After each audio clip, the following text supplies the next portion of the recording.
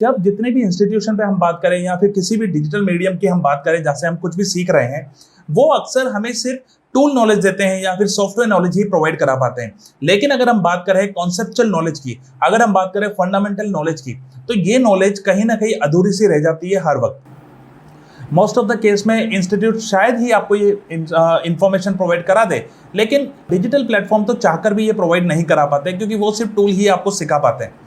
इसी वजह से यहाँ से पढ़ने वाले जो लोग हैं, ज़्यादातर वो लोग एक ऑपरेटर बन के रह जाते हैं बजाय क्रिएटर बनने के।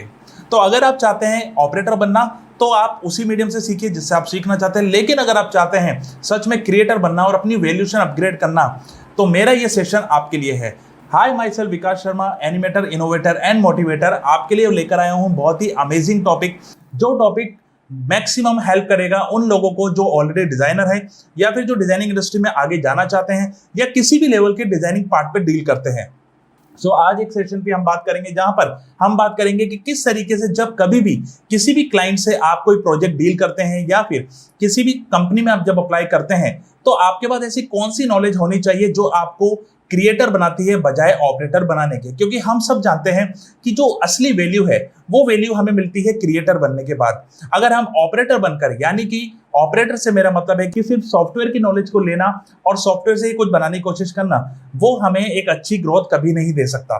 तो अगर आप चाहते हैं क्रिएटर बनना, तो कुछ बातों का हमें ध्यान रखना होता है। वो बातें सबसे पहले ये है कि आपका जो डिजाइन है, जो आप बनाना चाहते हैं, वो डिजाइन दिमाग से सोचकर बनाना होता है, बजाय इधर से उधर से कहीं से भी उसको कॉपी करके बना लिया। इन सब पे बातों पे हमें ध्यान नहीं देना होता है। तो ये हम कैसे करते हैं और किस तरह से हम डिजाइन को ऐसा बनाएं जो हम सच में कहें कि वो हमारे दिमाग से पैदा हुआ है वो डिजाइन। तो चलिए इस बात को हम समझते हैं। तो अपनी डिजाइनिंग इंप्रूव करने के लिए मैं आपको एक ऐसे 8 स्टेप बताने वाला हूं जो किसी भी डिजाइनिंग को स्टार्ट करने से पहले आपको करना चाहिए, अपने क्लाइंट के साथ, अपने बॉस के साथ, या फिर जिनके साथ भी आप ये डील करते हैं एज अ फ्रीलांसिंग, भले ही आप काम करते हो, तो आपको ये सब करने की खासा जरूरत पड़ती है। तो ऐसे कौन से 8 पॉइंट हैं, इसको हम डिटेल में समझते हैं। जब भी आप कोई डिजाइन स्टार्ट करें, नंबर 1 जिस पॉइंट पे ध्यान देना चाहिए वो पॉइंट है identify the purpose of your design.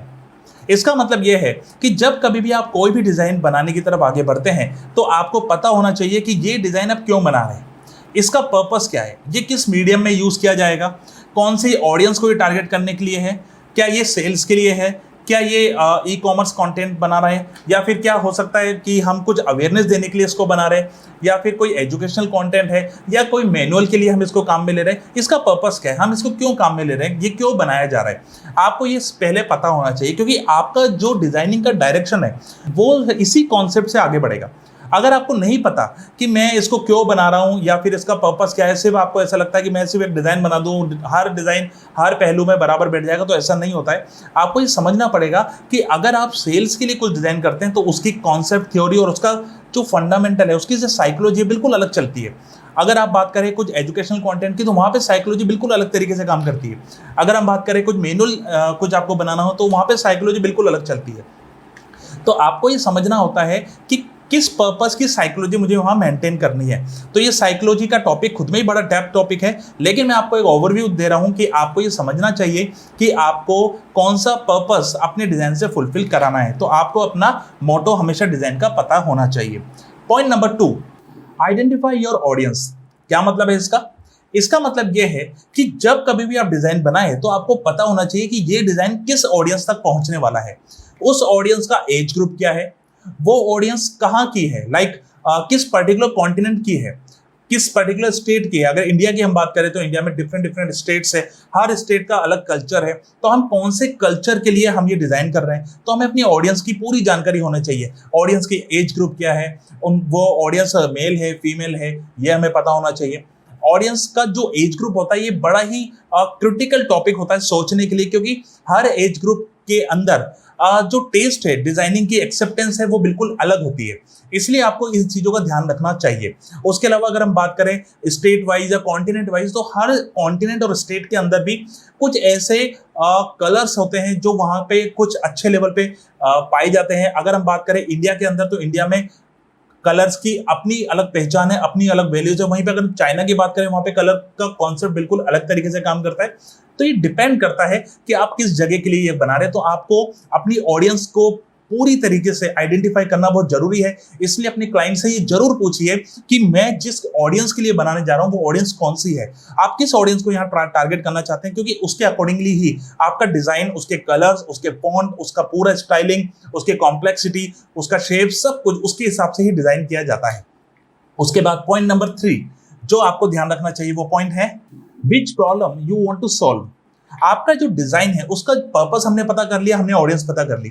अब हमें यह देखना है कि क्लाइंट जो आपसे डिजाइन बनवाना चाहता है वो एक्चुअल में उस डिजाइन से क्लाइंट की कौन सी ऐसी प्रॉब्लम है जो सॉल्व होगी, क्योंकि उसी को फोकस करते हुए आपका डिजाइन का ओरिएंटेशन होना चाहिए। साथ ही आपके डिजाइनिंग का जो डिजाइन फनल है, आपने सुना होगा सेल्स फनल और काफी डिजिटल मार्केटिंग आप सुनते होंगे फनल्स जैसी वर्ड्स को, तो वही चीज डिजाइनिंग में भी काम करती है।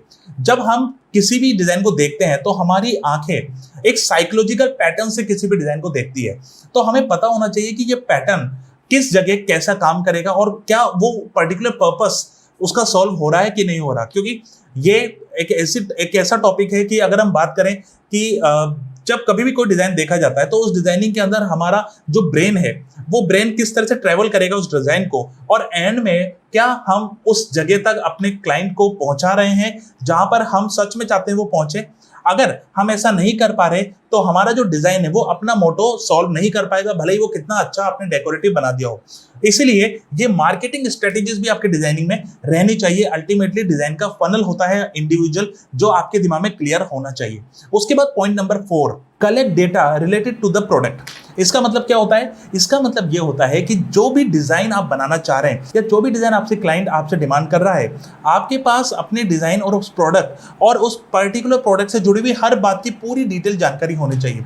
लाइक प्रोडक्ट किस तरीके से आपका प्रोडक्ट है, उसका कलर थीम आप क्या रखते हैं, उसकी पंच लाइन क्या है, प्रोडक्ट किस तरीके की एनर्जी आप चाहते हैं प्रोडक्ट मेंटेन करें, उस प्रोडक्ट का पूरा साइकोलॉजिकल पैटर्न आपको पता होना चाहिए। ये खुद में एक in depth theory, again I am saying but I am just giving you the overview about this, कि ये कैसे आपको करना चाहिए, आपको पता होना चाहिए। यानी आप अपने क्लाइंट से सारी डिटेल लीजिए, क्लाइंट से पूछिए उस प्रोडक्ट के बारे में, उस प्रोडक्ट के ऑडियंसेस के बारे में कि पहले आप इसको कैसे करते थे, कैसे आपके रिस्पॉन्सेज पहले कैसे आए, और उसके अलावा किस तरह के कलर थीम आप इसमें मेंटेन करते हैं, यही कलर आप क्यों काम में लेना चाहते हैं, क्योंकि हर जगह एक साइकोलॉजिकल पैटर्न होता है। प्लस क्लाइंट के पास हर पॉइंट का एक रीजन होता है। अगर क्लाइंट आपका काफ़ी सोफिस्टिकेटेड और अच्छे क्लाइंट है तो उस केस के अंदर साथ ही ये भी पूछिए इसकी पंच लाइन क्या है, यही पंच लाइन आपने क्यों ली। यानी आपको पूरे उस प्रोडक्ट की बैकग्राउंड पता होनी चाहिए, तभी उस बैकग्राउंड को माइंड में रख के ही आप उसका कोई अच्छा फ्यूजन बना पाएंगे। उसके बाद point number 5, brainstorming and analysis. क्या होता है इसका मतलब? इसका मतलब यह होता है कि 1 से लेके 4 पॉइंट तक जितना भी कलेक्टिव डेटा आपने गैदर किया है, अब आपको क्या करना है, उन कलेक्टिव डेटा के अकॉर्डिंग और अपने डिजाइनिंग सेंस के अकॉर्डिंग अब आपको बनाने हैं आइडियाज। यानी जितना हो सके आपके दिमाग में जितना भी कॉम्बिनेशन आ रहा है वो सारा कॉम्बिनेशन आप पेपर पे लेकर आइए या डिजिटल करिए। पर सीधा कभी भी डिजिटल नहीं करना होता है। डिजिटल करने से मेरा मतलब है कि पेपर पे ना करके कई लोग डिजिटली उसको स्केच करते हैं, आप वो भी कर सकते हैं। और आप उन आइडियाज और उन ब्रेनस्टॉर्मिंग के थ्रू कम से कम 16, 17, 18, 20 या 30, 40 डिफरेंट कॉन्सेप्ट्स अपने दिमाग में तैयार करिए। It depends on your budget also, तो उसके हिसाब से आप देख सकते हैं आपके क्लाइंट को आपको कितने नंबर ऑफ ब्रेनस्टॉर्मिंग आपको जरूरत है, और यह आपके डेडिकेशन पे भी डिपेंड है। तो आप डेडिकेशन के साथ ये ब्रेनस्टॉर्मिंग जरूर करिए कि आपका जो क्लाइंट ने जो डेटा आपको दिया है उसके हिसाब से कितने तरीके से कॉम्बिनेशन, कितने डिजाइंस के एक्सपेरिमेंट्स आप कर सकते हैं। जब आप ऐसा करेंगे उसके बाद क्या होगा, इन 15, 20 या 20, 25 डिजाइन में से आपको कुछ कलेक्टिव 4, 5, 6, 7 ऐसे डिजाइन मिलेंगे जो आपको लगते हैं कि ये बेटर काम कर सकते हैं। अब आपको क्या करना है, अब आपको फीडबैक लेना है अपने क्लाइंट के साथ अबाउट दैट कि सर ये कैसा लगेगा, क्या ये आपको कौन सा पसंद आ रहा है, आपको क्या लगता है कि आपके कॉन्सेप्ट से कौन सा ज़्यादा मैच कर रहा है। ये कुछ आपको ब्रेनस्टॉर्मिंग थोड़े से अपने एंड में क्लाइंट के साथ भी करनी पड़ेगी। जब आप ऐसा कर लेंगे तो आपके पास 4, 5 या 5, 6 ऐसे प्रोडक्ट्स आएंगे जो प्रोडक्ट्स आपके क्लाइंट को आपको दिखाने हैं, और दिखाने के बाद आपके हाथ में 2 से 3 प्रोडक्ट आएंगे जो आपको फाइनलाइज की तरफ आगे बढ़ना है। अब ये 2 से 3 प्रोडक्ट जो यूजुअली हमारे पास आते हैं या 2 से 3 डिजाइन जो हमारे पास आते हैं, हमारे क्लाइंट्स ये लगभग कॉमन डिजाइन ही होते हैं। ऐसा नहीं होता 3 डिफरेंट डिजाइन होंगे, ऐसा नहीं होता है। कॉमन डिजाइन ही होते हैं लगभग, और उनमें बहुत माइनर वेरिएशन होता है। यानी क्लाइंट कैन से कि ये डिजाइन पसंद आ रहा है, इसमें आप एक बार कलर के साथ कुछ प्ले करके देखिए, आप शेप के साथ कुछ प्ले करके देखिए, बहुत लाइट प्लेस उसमें रहता है। जब आप इस पोर्शन को कंप्लीट कर लेते हैं, जब इस ब्रेनस्टॉर्मिंग को आप कंप्लीट कर लेते हैं, तो 6 नंबर का पॉइंट आपके पास आता है, वो है बिल्ड योर प्रोडक्ट, यानी बिल्ड योर डिजाइन। अब आपको क्या करना है, उस पर्टिकुलर डिजाइन्स में से आपको अपने एक फाइनल प्रोडक्ट की तरफ 2 से 3 ऑल्टरेशन डिजाइन्स को बनाना होगा। यानी कि जो भी 2 से 3 आपके पास फाइनलाइज डिजाइन आए हैं, उनको अब आपको फाइनल फॉर्म में देना होगा, डिजिटलाइज उसको करना होगा। जब आप उसको इस तरह बना लेते हैं, फिर आप उसको प्रेजेंट करते हैं अपने क्लाइंट के पास। तो जब आप उसको लेके जाते हैं, तो फिर आपके पास आता है point number 7, which is feedback. Take proper feedback from your client till satisfaction. आप अपने क्लाइंट का फीडबैक जरूर लेना ना भूलें, क्योंकि ये जो फीडबैक है, यही आपका रियल एसेट उसमें रहने वाला है। आप क्लाइंट से फीडबैक लीजिए, और नॉट ओनली क्लाइंट्स, आप कुछ टेस्ट भी कर सकते हैं, कुछ ऑडियंस फीडबैक भी आप इसमें ले सकते हैं, ये सब आप कर सकते हैं। यानी first you need the feedback. 7 number का पॉइंट जब आप कंप्लीट कर लेते हैं फीडबैक, फिर 8 नंबर का पॉइंट आता है जिसे हम कहते हैं इंप्रूवमेंट। यानी कि जो फीडबैक आपको मिला है वो अब जाएगा इंप्रूवमेंट साइकिल में, यानी अब आपको कुछ उसी फीडबैक को एग्जीक्यूट करना होगा, और according to execution again you need to go for feedback. यानी 7 और 8 नंबर का जो पॉइंट है, ये पॉइंट एक लूप में चलेंगे, 2 या 3 लूप में भी हो सकता है ये मेंटेन कर ले, लेकिन एक बार अगर उन्होंने ये लूप मेंटेन कर लिया, उसके बाद जो फाइनल प्रोडक्ट आएगा that will be selective product. तो अगर आपने ये 1 से लेके 8 पॉइंट तक फॉलो नहीं किया और आपने डायरेक्टली 6 नंबर पॉइंट से शुरू कर दिया, तो आपके फीडबैक और इंप्रूव का जो पोर्शन है, ये पोर्शन चलता ही जाएगा। और इसीलिए अक्सर होता होगा आपके साथ भी, आप कोई डिजाइन बनाते हैं, क्लाइंट को दिखाते हैं, पसंद नहीं आता, 15-20 डिजाइन के भी रिटेक्स कई बार हो जाते हैं। लेकिन अगर आप पोर्शन नंबर 1 से लेके चलना शुरू करेंगे, तो आपके पास जो इंप्रूवमेंट के फीडबैक्स हैं वो काफ़ी कम होंगे। 2 या 3 फीडबैक्स में भी आप अच्छा रिजल्ट निकाल देंगे। तो अगर आप सच में चाहते हैं कि एक डिजाइनिंग का मास्टर बनना, तो आपकी प्लानिंग बड़ी स्ट्रांग होनी चाहिए, क्योंकि डिजाइनिंग इंडस्ट्री में you must be a well managed. आपको कितने अच्छे टूल आते हैं, ये इतना ज़्यादा मैटर नहीं करता, जितना आप उन टूल को कैसे यूज़ कर सकते हैं, आपके कॉन्सेप्ट्स क्या है, ये बहुत ज़्यादा मैटर करता है। और सबसे ज़्यादा सैलरी इन्हीं पॉइंट्स पर मिलती है। आई होप आपको मेरा ये सेशन पसंद आया होगा। कमेंट करके जरूर बताइएगा कि ये सेशन आपको कैसा लगा।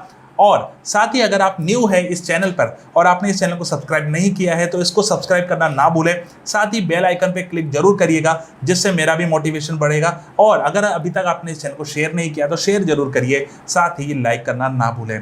उसके साथ ही आपका ये एफर्ट मेरे काफ़ी काम आएगा, क्योंकि अब मैं रेगुलरली इसी तरह से कंटेंट आपके लिए डालूंगा, एजुकेशनल कंटेंट, और जो आपको हेल्प करेंगे ग्राफिक इंडस्ट्री, ये पूरी एंटायर मीडिया इंडस्ट्री के अंदर आगे बढ़ने में, जहाँ पे अल्टीमेटली मैं सारे पोर्शन अल्टीमेटली कवर करने वाला हूँ। सो आई होप आपको मेरी सभी जानकारियाँ काफ़ी पसंद आएगी। Thank you very much.